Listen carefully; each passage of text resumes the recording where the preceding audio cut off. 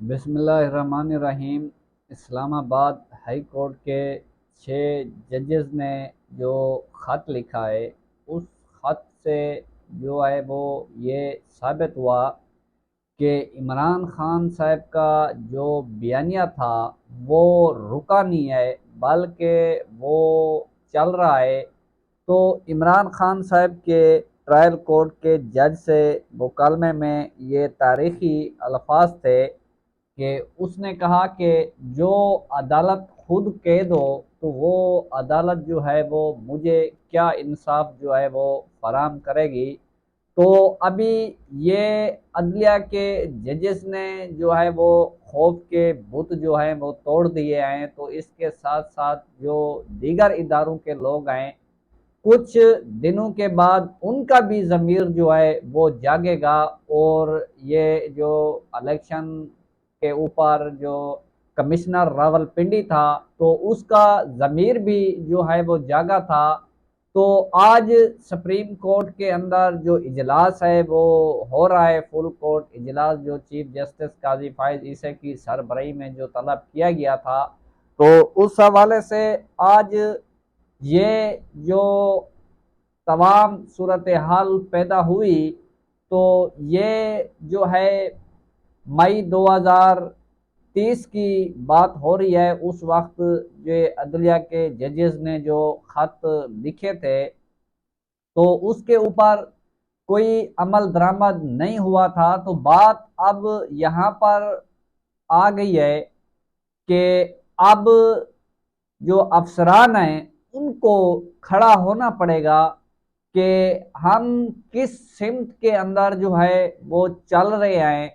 तो सबसे पहली बात तो ये है कि जब साबिक चीफ जस्टिस उमर अता बंदियाल और सुप्रीम कोर्ट के अंदर हाई कोर्ट के एक जज ने जाकर बताया कि जनाब हमारे साथ ये मसला हो रहा है, हमें धमकियां दी जा रही हैं और हमारे घरों के अंदर जो है, कमरों के अंदर जो कैमरे हैं वो लगाए जा रहे हैं। तो उस वक्त के चीफ जस्टिस ने कहा कि जनाब हमारे साथ भी यही हो रहा है, तो इससे बेहतर है कि आप जो है वो खामोशी जो है वो अख्तियार करें। तो इसका मतलब ये हुआ कि आजम सवाती के कपड़े उतारे जाएं और शहबाज गिल के ऊपर तशद्दुद किया जाए। और आजम सवाती बेचारा रो रहा था, तो उस बात से जो चीफ जस्टिस काजी फायज ईसा है उसको इस बात का दुख नहीं हुआ कि अदलिया जो है वो इंसानी हकूक के तहफ़्फ़ुज़ की ज़ामिन आए।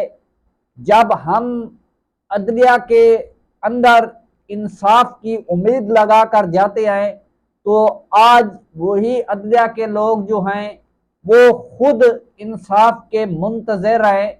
तो chief justice high court Aamir Farooq हो या चीफ जस्टिस सुप्रीम कोर्ट काजी फायज ईसा हो, तो ये वो लोग हैं जिन लोगों ने बाकायदा तौर पर इन लोगों की सहूलतकारी की। तो जनाब आपसे ये सवाल तो बनता है, आप हमारे हकूक के तहफ़्फ़ुज़ के ज़ामिन हैं, लेकिन आपने हमारे हकूक को तहफ़्फ़ुज़ फराहम नहीं किया।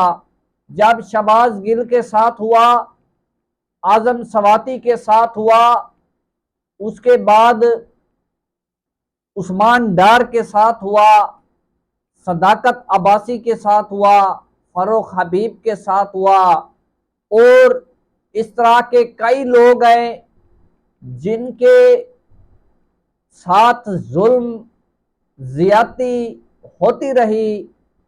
और उनके ये जिन लोगों को ये शौक है, इमरान खान ने कहा था कि आपको बहुत शौक है कि आप ये जो वीडियो और ऑडियो का एक सिलसिला या एक चक्कर जो आप चलाते हैं, तो उससे आपको शर्म आनी चाहिए। उस वक्त के हमारे चीफ जस्टिस को, चाहे वो इस्लामाबाद हाई कोर्ट का हो चाहे वो सुप्रीम कोर्ट का हो, उसको ये नजर नहीं आता था कि आज पाकिस्तान के अंदर क्या हो रहा है, लोगों के साथ क्या किया जा रहा है, जिसकी एक दास्तान है कि लोगों के घरों लोगों के घरों को लूटा गया और लोगों की इज्जतों को लूटा गया। वो इससे लूटने वाले कौन थे? यही हमारी रियासत थी, यही हमारे इदारे थे, जिन लोगों ने आज इस्लामाबाद हाई कोर्ट के जजेस को धमकियां दी, उनके ऊपर दबाव डाला। तो ये आमिर फारूक को भी कहा गया तो आप तो भय से शर्मिंदा हैं, आपको आपके अंदर अगर अखलाकियात होती तो आज आप अपने ओहदे से जो है वो इस्तीफा दे देते। क्योंकि ये जजेस के साथ जो हुआ वो तमाम जजेस जो है वो आपके नीचे काम कर रहे हैं। तो इसका मतलब है कि जितने भी केसेस के अंदर जो मई 2030 से लेकर आज तक हुई तो वो एक अदालत कंप्रोमाइज थी। ये तो एक गवाही जो है वो सामने आ चुकी है। तो उसके अंदर ये भूचाल जो है वो आना आना था। तो इस बात का चीफ जस्टिस काजी फायज ईसा जो है वो कौम को जवाब दे हैं, उनको सामने आना चाहिए और वो इसके ऊपर जवाब दें कि ये जो है वो क्या हो रहा है। तो इसके ऊपर अभी जो है वो फुल कोर्ट यानी इजलास जो है वो सुप्रीम कोर्ट के अंदर बुलाया गया है। तो इजलास बुलाने से पहले आप देखें कि चीफ जस्टिस अटॉर्नी जनरल और नून लीग के वजीर कानून आजम नजीर तारड़ को से मुलाकात करके बाद में जो है वो इजलास की सदारत करते हैं। तो इससे ये शक व सबूत पैदा होती है कि चीफ जस्टिस काजी फायज ईसा जो है वो खुद इसके अंदर मुलविस है। जिस तरह ये जो फराजिक के लिए जो असद तूर ने कहा था कि जनाब का जो मोबाइल है उसका आप फराजिक करा लें, तो जनाब की सब जो बदमाशी और दो नंबरी है वो सामने आ जाएगी कि किस तरह ये इस मुल्क के साथ खिलवाड़ जो है वो खेल रहा है। ये एक इदारे का सरबराह नहीं है बल्कि ये किसी पार्टी के वर्कर के तौर पर, कारकुन के तौर पर जो है वो काम कर रहा है। तो दूसरी जानिब आज साइफर केस की समात थी जो बड़ी अहम समात है और साइफर केस जो है आज उसके अंदर 7वीं समात थी जिसके अंदर हर गुज़श्ता समात के साथ जो है एक नया रुख जो है वो केस जो है वो अख्तियार करता जा रहा है। आज 3-4 पॉइंट के ऊपर बैरिस्टर सुलेमान सफदर ने बात की। पहली तो बात यह है कि एडवोकेट जनरल के का ये आलम देखें कि वो कितना सीरियस है कि वो जो सीबीआई असिस्टेंट कौंसल की वो अदालत में जमा कराने की बजाय पता चला कि जनाब जो आए वो कराची चले गए हैं। तो अदालत ने कहा कि जनाब आप अगर ये काम नहीं कर सकते तो आप हमारी मामलत जो है वो नहीं कर रहे तो हम हुकूमत को लिखते हैं कि ये जो है वो हमारी मामलत नहीं कर रहा।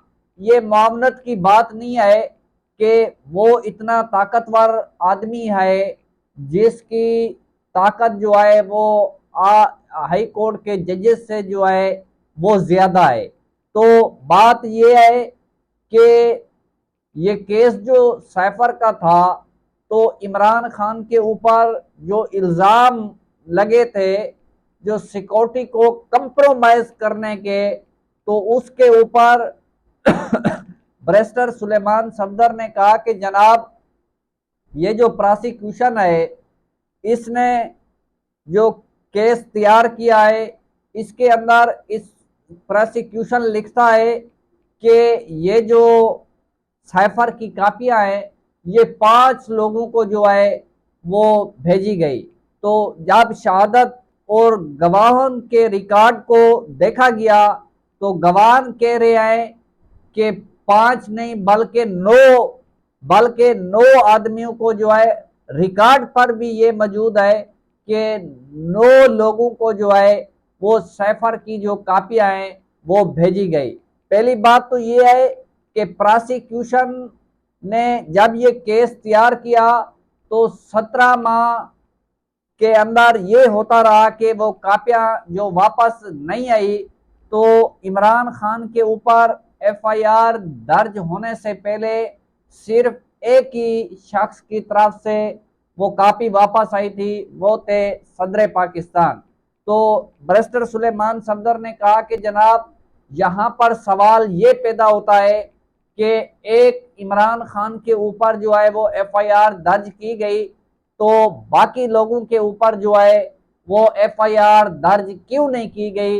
ये इमरान खान के ऊपर एफआईआर दर्ज होने के बाद बाकी जिन लोगों को कापियां भेजी गई थी तो वो बाद में आई थी, एफआईआर दर्ज होने से पहले नहीं आई थी। तो जस्टिस मियां गुल हसन औरंगजेब ने कहा कि क्या आपने ये ट्रायल कोर्ट के सामने सवाल उठाया था कि ये जो बात है कि बाकियों के ऊपर जो है वो एफआईआर दर्ज क्यों नहीं की। तो सुलेमान सफदर ने कहा कि जनाब जब भी हम ट्रायल कोर्ट के जज से बात करते थे तो वो हर बात के ऊपर हमें कहता था कि ये जो है वो सीक्रेट केस है तो आप जो है वो हम आपको नहीं दिखा सकते, ये हम आपको नहीं दिखा सकते। तो इस तरह तो उन्होंने कहा कि अगर ये सीक्रेट था तो जज जो है वो सीक्रेट जो है उसको ये लिखता और ऑर्डर के अंदर वो लिख सकता था और वो बाकियों को निकाल कर वो जो है वो खुद जो है वो इन कैमरा सीक्रेट कोई बात होती तो वो आपको दिखा सकता था। जिसके ऊपर ये नुक्ता बैरिस्टर सुलेमान सफदर ने उठाया, ये बड़ा अहम है कि उन्होंने कहा कि जब मौजूदा जिस दस्तावेजात की बुनियाद के ऊपर ये तफ्तीश शुरू की गई, ये एफआईआर दर्ज की गई, वो तफ्तीशी अफीसर के पास वो दस्तावेजात उसको नहीं दिखाया गया तो फिर वो ये जो चालान है वो किस तरह तैयार करके अदालत के अंदर पेश किया उसने और उसके अंदर फर्द जुर्म भी आयद कर दी गई और ट्रायल भी शुरू कर दिया गया। तो उसने कहा कि ट्रायल कोर्ट के जज ने उसकी बुनियाद के ऊपर सारी कार्रवाई जो है वो चलाई। तो जनाब उन्होंने कहा कि आपने कोई दरखास्त दी थी, क्या आपने उनको रोका था कि आप, उन्होंने कहा कि जनाब हम तो हर बार कहते थे तो आगे से हमें जवाब मिलता था कि ये जो है वो सीक्रेट है। आप देखें जब एक दस्तावेजात भी नहीं दिखाया गया तो उसकी बुनियाद के ऊपर वो चालान जो है वो कैसे तैयार हो सकता है और उस चालान के ऊपर फर्द जुर्म भी आयद हो जाती है और ट्रायल भी हो जाता है और सजाएं भी हो जाती है। तो अगर वो तफ्तीशी अफीसर को फराम ना किया जाए तो उसकी बुनियाद के ऊपर ये जो तफ्तीशी अफसर है वो मजिस्ट्रेट के पास जाता है और मजिस्ट्रेट को एक दरख्वास्त करता है कि ये जो दस्तावेजात है ये मुझे फराम नहीं की गई।